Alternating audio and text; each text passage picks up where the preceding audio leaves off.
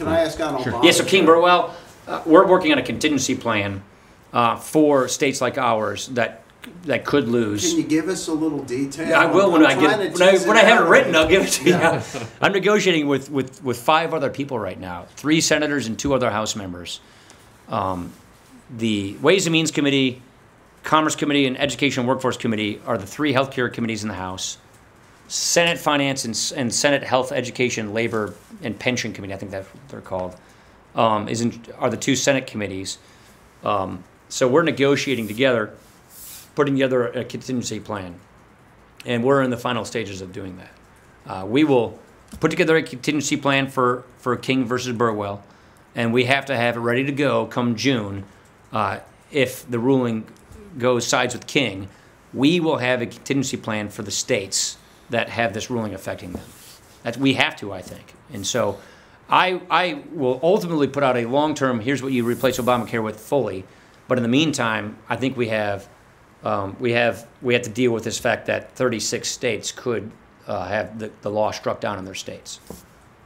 So will people still have Obamacare until you get a new thing together? Can you at least give us that? I don't know the answer to that either, because the courts will determine how that works. Well, no, if the courts overrule. So then, yeah. So assume the court says through 15, that's what we think they'll do. If it goes down, what people are telling us who seem to know how this works, you hear a lot of different legal theories, but let's just say people keep their exchange subsidies through 15.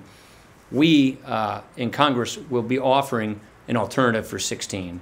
And to me, it's a bridge out of Obamacare. It's not keep Obamacare. It's Obamacare isn't working, and here's something better. And that's what we're going to be offering. And if the Supreme Court again upholds Obamacare? Well, then I will go back to what I was already working on, which is here's a full replace of the law. I really don't think this law is going to stand. I don't think it's a good law. I think it's going to collapse under its own weight. I think it's going to put our providers in a bad position that's going to get worse. They can only cross-subsidize so much. Guy Bolton just did a good thing in your paper the other day on prices. And costs. Yeah, on costs. Yeah. And the GAO, actually Barrett and I started these GAO reports like, I don't know, a decade ago. That's a pretty good window into how cross-subsidization works. Well, with Obamacare cutting providers on Medicare as deeply as they're about to, you're going to see so much more of that cross-subsidization, so many more of those price pressures. And that means you're going to have a lot of problems. You're going to have providers going out of business. You're going to have Medicare under duress. And you're going to have the private payers paying a lot more. And the IRS is sticking its nose in people's business as to how they buy their health insurance. That, to me, is just a recipe for disaster, which is what this law is.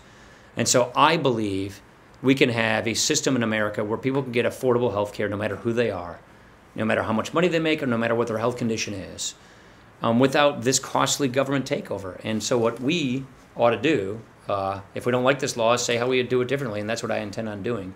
But right now, I feel we have an obligation to deal with the fact that the Supreme Court could kick 36 states out of it. So we got to work on that.